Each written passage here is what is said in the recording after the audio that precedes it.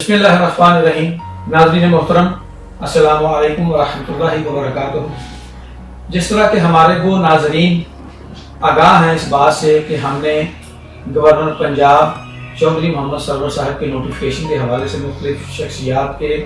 ख्यालात और मौक़िफ़ जानने का एक सिलसिला शुरू किया हुआ है। उसी सिलसिले में आज हमारे दरमियान जो मेहमान ख़ुसूसी की हैसियत से शख्सियत तशरीफ़ फरमा है, जो किसी भी तारुफ के मोहताज नहीं, नायब अमीर जमात इस्लामी जनाब मोहतरम लियाकत बलोच साहब। अस्सलाम वालेकुम सर। वालेकुम सलाम। अच्छा, आज हम जनाब मोहतरम लियाकत बलोच साहब से जानने की कोशिश करेंगे उसी नोटिफिकेशन के हवाले से कि जिसमें उन्होंने ये कहा कि सूबा पंजाब की तमाम सरकारी और प्राइवेट जामियात में MA के तलबा और तालबात के लिए कुरान मजीद अब तर्जुमे के साथ लाजमी करार देंगे। सर, इसके बारे में हमारे नाज़रीन को आगाह करेंगे, ये क्या उनका ये जो स्टेप है, ये कैसा है? जी, बिस्मिल्लाहिर्रहमानिर्रहीम। बहुत शुक्रिया, आपने एक अच्छे मौजू का इंतखाब किया है। लेकिन पाकिस्तान के आइन के मुताबिक सिर्फ कुरान ही नहीं बल्कि अरबी जानना भी लाजिम है जी, और इसकी तरगीब दी गई है। और गवर्नर पंजाब चौधरी मोहम्मद सरवर साहब की तरफ से एज ए चांसलर जी, ये तय कर लेना कि यूनिवर्सिटीज़ में तर्जुमा कुरान की तकरीर हो, तो ये बहुत अच्छा इक़दाम है। हम इसका खैर मक़दम करते हैं कि ये किसी तरह ज़ाती मामला नहीं है जी, ये पाकिस्तान के आइन की रोशनी में एक ऐसा इक़दाम है। जी, दूसरी बात ये है कि जब तक इस सिलसिले में कोई एक वाज़ेह बहस के साथ असम्बली का एक्ट न बने। जी, दूसरा ये है कि तमाम जामियात, ख़ास तौर पे जो सरकारी जामियात हैं, उनकी अपनी सेनेट है, उनकी अपनी सिंडिकेट है, उनकी अपनी एकेडमिक काउंसिल है। जी, बिल्कुल होती है। और इन तमाम मराहल से अगर उनको नहीं गुजारा जाएगा जी, तो फिर ये बाकी ऐलानात की तरह ऐलान ही रहेगा। वरना आइन के मुताबिक तो पहले भी जामियात पाबंद हैं, स्कूल पाबंद हैं, कॉलेजेस पाबंद हैं। जी, निसाब में हमें ऐसा करना चाहिए। जी, हमारे डॉक्टर सईद वसीम अख्तर साहब की मफ़रत करें, उन्होंने पंजाब असम्बली में से बाई रेजोल्यूशन जो है कि एक प्राइवेट मेंबर की हैसियत से एक बिल भी मंजूर करवाया जी, वो कुरान लाजमी तालीम और कुरान के तर्जुमा की तालीम। जी, लेकिन उस वक्त भी गवर्नर साहब की तरफ से या बाकी लोगों की तरफ से ये दावे किए गए कि इस पर अमल दरामद कराया जाएगा, जी, लेकिन अमल दरामद तो कहीं भी नहीं है। जी, मसला तो ये है कि भी गवर्नर की एक बहुत अहम पोस्ट है और उनका जज्बा बहुत ही काबिल कदर है, हम उसका खैर मक़दम करते हैं। जी, लेकिन मजमूई तौर पर हम देखें कि पूरे मुल्क का निज़ाम तालीम, निसाब तालीम और उसकी नैज को यकसा निसाब के नाम पर जिस तरह इस्लाम को, शायर इस्लाम को, इस्लामी तालीमात को जी, जी, बेदखल किया जा रहा है, एक ऐसी सूरत हाल में अल्लाह करे कि गवर्नर पंजाब जो हैं वो अपने फैसले पर अमल दरामद करा सकें और इन चीज़ों को इंडक्ट कर सकें। जी, वैसे असूली तौर पर एक पार्टी स्टांस के एतबार से मैं इसका खैर मक़दम भी करता हूँ, लेकिन मैं समझता हूँ कि इस पर अमल दरामद के लिए जितने भी प्रोसेस हो सकते हैं उनको भी तेज़ी से मुकम्मल करना चाहिए। वरना 1973 के दस्तूर के बाद जिन चीज़ों पर अमल दरामद नहीं हो सका उनमें से ये अहम तरीन काम है जिसकी आप निशानदेही की। जी, जी, माशाअल्लाह। जी, नाज़रीन मोहतरम, आपने मौक़िफ़ जाना मोहतरम लियाकत बलोच साहब का गवर्नर साहब के उस नोटिफिकेशन के हवाले से। सर, दूसरा मौजूदा हुकूमत के हवाले से हम आपसे जानना चाहेंगे और हमारे नाज़रीन की आगाही के लिए भी आप अपने ख़यालात से हमें मुस्तफ़ीद फरमाएँ। आने से पहले और हुकूमत में आने के बाद, बरसर इक़्तिदार आने के बाद, इन्होंने एक नारा बुलंद किया था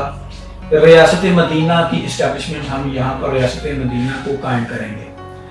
सर, आप क्या समझते हैं कि इन्होंने बरसर इक़्तिदार आने के बाद अपने उस नारे को कोई अमली इक़दामात उठाए हैं? देखिए, हमारे मुल्क में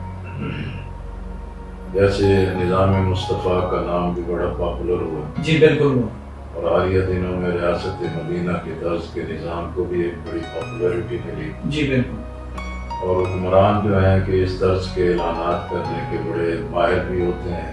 جی اور ان کا مربوط مشغلہ بھی ہوتا ہے جی وگرنہ اصولی طور پر ہم دیکھیں تو پاکستان کی تاریخ میں ایسا نہیں ہے کہ ان چیزوں پر کوئی کام نہ ہو جی یہ کام پہلے بھی بہت ہوئے ہیں ہم، قرارداد مقاصد کی شکل میں ہوئے ہیں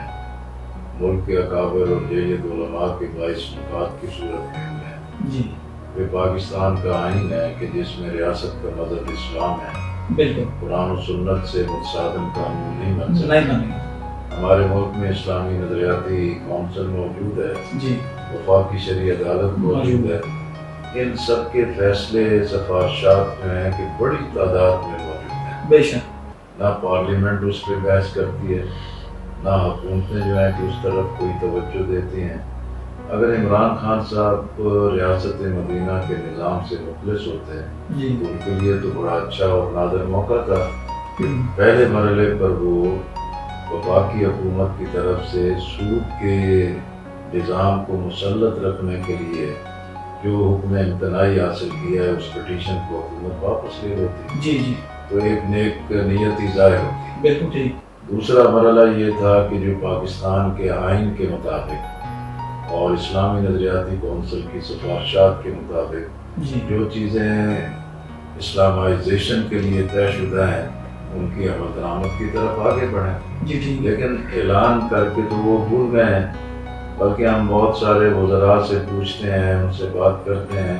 کہ بھی آپ خان صاحب کو یاد دلائیں خان صاحب کو اس طرف آگے بڑھائیں جی تاکہ وہ ان چیزوں کی طرف کام کریں جی لیکن وہ کہتے ہیں کہ یار عمران خان تو بھولا بالا آدمی ہے ہم، اس کے منہ سے کیا ریاست مدینہ نکل گیا ہے اور آپ لوگوں نے پکڑ لیا ہے اچھا اس لیے جہاں پارٹی کا یہ حال ہو اور اس سے یہ توقعات رکھنا کہ بھی وہ اپنے دعوے کے مطابق عمل کر سکیں گے میں نہیں سمجھتا کہ اس طرف کوئی انہوں نے تیاری کی ہے یا اس ویژن کے ساتھ آگے بڑھے ہیں جی یا اس سلسلے میں ان کے پاس کوئی پروگرام موجود ہے اب آپ دیکھیں کہ کورونا کووڈ 19 کی وجہ سے پوری دنیا متاثر ہوئی جی بالکل دنیا کی معیشت متاثر ہوئی ہے سماج بدلا ہے قدریں بدلی ہیں جی اگر اس حوالے سے بھی اگر کوئی ویژن موجود ہوتا ہم، تو یہ بہت اچھا موقع تھا کہ ہم اسلام کے معاشی نظام کی طرف آگے بڑھتے جی سود کے خاتمے کی طرف آگے بڑھتے بالکل ہم آئین کی ان تمام شقوں کو جو ریاست مدینہ کے نظام کے لیے بنیاد مہیا کرتی ہیں اس پر عمل درآمد کے لیے آگے بڑھتے جی اور وزیر اعظم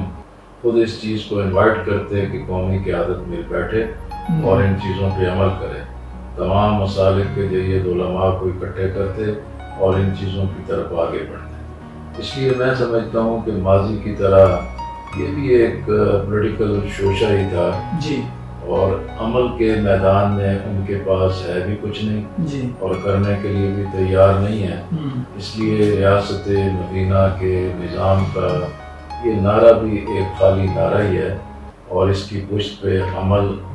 ویژن اور کوئی ایسی ٹیم موجود نہیں ہے جو ابھی تک عمران خان صاحب نے مطمئن کیا جی ضرور ناظرین محترم تیسرا اور آخری سوال ہم آج کے اپنے معزز مہمان سے یہ کریں گے کہ وہ آپ کو آگاہ کریں کہ پی ٹی آئی حکومت کا جو کشمیر ایشو پر سٹانس ہے یا ان کا جو موقف ہے اس حوالے سے ہمارے معزز مہمان اس بارے میں کیا آگاہ فرمائیں گے؟ لیکن یہ کشمیر کا مسئلہ ظاہر ہے کہ یہ تو پی ٹی آئی کے دور میں نہیں پیدا ہوا جی بالکل قیام پاکستان کے مرحلے پر ہی انگریز اور ہندو کی سازش سے یہ کشمیر کو الجھا دیا گیا بجا دیا گیا اور پھر وہ مرحلہ تھا کہ جب کشمیر کی آزادی کے لیے عوام بھی اٹھ کھڑے ہوئے قبائل کے عوام بھی ساتھ مل گئے جی جس سے آزاد کشمیر کا علاقہ آزاد ہو گیا گلگت بلتستان کا علاقہ آزاد ہو گیا اور مجاہدین جو ہیں کہ وہ سری نگر تک پہنچ چکے تھے جی لیکن ہندوستان نے اپنی شکست کو دیکھتے ہوئے اقوام متحدہ سے رجوع کیا جی جی اور وہاں بھی پاکستان کی اس وقت کی حکومت نے جو ان کے ٹریپ میں آ کے چیزوں کو طے تو کر لیا جی جی اب وہی ہمارے پاس ایک ایسا بیسک ڈاکومنٹ ہے بنیاد ہے کہ کشمیر متنازع ہے جی اور کشمیر کے عوام کو یہ آزادانہ حق ملے کہ وہ اپنے مستقبل کا خود فیصلہ کر سکیں. ٹھیک لیکن اب یہ 73 سال کی تاریخ ہے، اس میں ہماری کئی حکومتیں آئیں اور چلی گئیں جی اور بے شمار مواقع پیدا ہوئے کہ بھی کشمیر کے مسئلے کے حل کے لیے پیش رفت اور اقدامات کیے جا سکتے، جی بالکل. لیکن پاکستان کی حکومتوں نے اس طریقے سے کام نہیں کیا. اب عمران خان صاحب تشریف لائے، اقتدار میں آئے اور انہوں نے کہا کہ حکومت اور ریاست جو ہے وہ ایک پیج پر ہے، جی اس لیے امیدیں بڑھ گئی تھی. پھر انہوں نے جنرل اسمبلی میں ایک اچھا خطاب کیا، جی پھر اس کے بعد انہوں نے کہا کہ میں کشمیر کا سفیر ہوں. لیکن یہ باتیں بھی ان کی محض وہ تقریری اور زبانی دعوے کی حد تک ہیں. جی جو کشمیر کے مسائل الجھ گئے ہیں کیونکہ 5 اگست 2019 کو فاشسٹ نریندر مودی نے جب یک طرفہ طور پر بھارت کے آئین میں 370 اور 35 آرٹیکل نکال دیے کہ جس سے اس کی متنازع حیثیت کو ختم کرے. جی حالانکہ یہ اقوام متحدہ کے ریزولوشنز کے مطابق ایک متنازع علاقہ ہے. جی بالکل. اسے یک طرفہ طور پہ ہندوستان ختم بھی نہیں کر سکتا. یہیں سے عمران خان سرکار کی ناکامی ظاہر ہوتی ہے جی کہ انہوں نے نہ ہی کوئی متفقہ قومی کشمیر پالیسی بنائی ہے جی اور نہ ہی قومی قیادت کو متحد کیا ہے. جس طرح دہشت گردی تھی اور دہشت گردی کے مقابلے میں تنہا فوج، پولیس اور سیکورٹی فورسز کام کر رہے تھے لیکن کامیاب نہیں تھے. جی لیکن جب ایک قومی ایکشن پلان بن گیا تو دہشت گردی سے بھی نجات مل گئی. جی اسی طریقے سے اگر کوئی سمجھے کہ تنہا کوئی بھی حکومت یا تنہا ریاست کے ادارے اس مسئلے میں کوئی بڑا کلیدی کردار ادا کر سکتے ہیں، یہ ممکن نہیں جی جب تک پوری قوم کو آن بورڈ نہ کیا جائے، قومی قیادت کو اکٹھا نہ کیا جائے، ایک متفقہ قومی کشمیر پالیسی تشکیل نہ دی جائے. اور پاکستان جو مختلف وجوہات پر بڑے بحرانوں سے دوچار ہے، اس کو ایڈریس کرنے کے لیے نیشنل پرائرٹیز اور قومی ترجیحات کے ساتھ اگر کوئی فیصلہ نہیں کیا جائے گا تو پھر یہ وقت گزاری ہے، کاسمیٹک چیزیں ہیں، یہ کوئی ٹھوس بنیادیں نہیں رکھتی. اسی لیے آج جو کشمیری قیادت ہے، جو پابند سلاسل ہے، ان کے اندر بھی مایوسی پیدا ہو رہی ہے. جی جب اسلام آباد کی طرف سے کوئی عملی اقدامات نہیں ہوتے تو اس پر کشمیری عوام بھی یہ سمجھ رہے ہیں کہ اب جیسے پاکستان کوئی کمپرومائز کر بیٹھا ہے اور پاکستان جو ہے کہ کوئی بڑا اقدام کرنے کو تیار نہیں. جی اب آپ یہ کہہ لیں کہ جناب ہم نے نیا نقشہ جاری کر دیا ہے، جی آپ یہ کہہ لیں کہ بھی کشمیر ہائی وے کا نام تبدیل کر کے سری نگر ہائی وے رکھ دیا ہے، جی یہ ایک دو چونکنے کے مترادف ہے. اب نیا نقشہ آپ بنا بھی لیں، قبضہ مودی کا ہے اور نقشہ آپ دکھاتے رہیں، جی یہ تو کوئی حکمت یا دانش مندی کی بات نہیں ہے. جی اسی طریقے سے آپ کوئی سفارتی محاذ پر کوئی ایک بڑا لائن آف ایکشن نہ رکھتے ہیں. جی حالانکہ یہ بات واضح ہے کہ نریندر مودی بے نقاب ہوئے ہیں، ہندوستان نے اقلیتوں کو تباہ و برباد کیا جی اور ہندوستان نے جو ہے کہ عالمی معاہدے کو پامال کیا ہے. بالکل. ان ساری چیزوں کے لیے یہ بڑا نادر موقع تھا کہ ہم ایک واضح دو ٹوک لائن آف ایکشن کے ساتھ خاص طور پہ کشمیر کے مسئلے پہ جو آزاد کشمیر کی لیڈرشپ ہے، جی جو مقبوضہ کشمیر کی لیڈرشپ یہاں موجود ہے یا پوری دنیا کے اندر پھیلے ہوئے وہ قیادتیں موجود ہیں، جی ان سب کو اکٹھا کر کے پوری دنیا کے ساتھ جی جو سفارت کاری کے ان کو موقع مہیا کیے جاتے تو یہ کشمیر کے مسئلہ اور مقدمہ بہتر طریقے سے پیش کر سکتے ہیں. اس لیے تینوں پہلو بہت اہم ہیں جی کہ کشمیری جو ہیں کہ اپنی تمام تر مشکلات کے باوجود ڈٹے ہوئے ہیں، جی وہ سرنڈر کرنے کے لیے تیار نہیں ہے. دوسرا پہلو یہ ہے کہ بھی نریندر مودی کہ جس نے یہ سمجھا تھا کہ وہ کشمیر کو ہڑپ کر لے گا، جی اس کے لیے یہ اقدام بھی ایک مشکل کا باعث بن گیا ہے اور چین کی طرف سے بھی اس کو ایک مشکل کا سامنا ہے اور خود ہندوستان کے اندر بھی اور عالمی سطح پر بھی مودی اپنے اقدامات کو ویٹ نہیں کروا سکے. جی اور تیسرا پہلو یہ ہے کہ جب انسانی حقوق کی پامالی ہے، 1 سال سے لاک ڈاؤن ہے اور کشمیریوں کے ساتھ ظلم اور زیادتی اپنی انتہا کو ہے، تو یہی ہمارے پاس ایک ایسا آپشن ہے جس پر ہم قومی قیادت کو اکٹھا کر لیں اور سفارتی محاذ پر ایک فعال کردار ادا کریں، تو پھر تو کوئی حکومت اپنا رول محسوس کرا سکے گی۔ وگرنہ جس طرح ماضی کی حکومتیں ناکام ہوئی ہیں، تو یہ حکومت بھی بس کشمیر پہ ایک وقت گزاری، ایک کاسمیٹک ٹویٹ کر لینا، تقریر کر لینا یا پریس کانفرنس کر لینا، قوم سے خطاب کر لینا،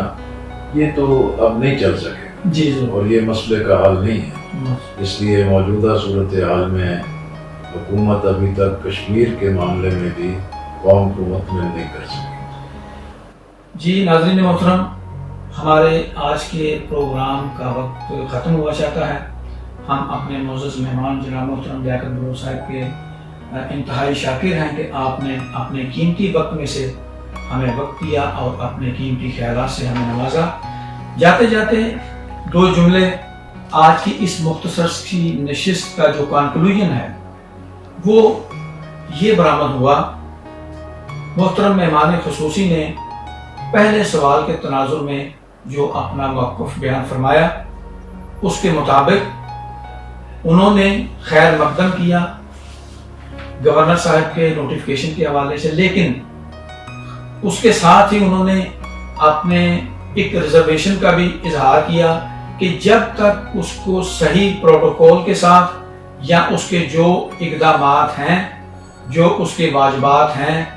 جو جامعات کے سنڈیکیٹ ہیں یا سیٹ ہے، اس حوالے سے اس کو نہ گزارا جائے تب تک وہ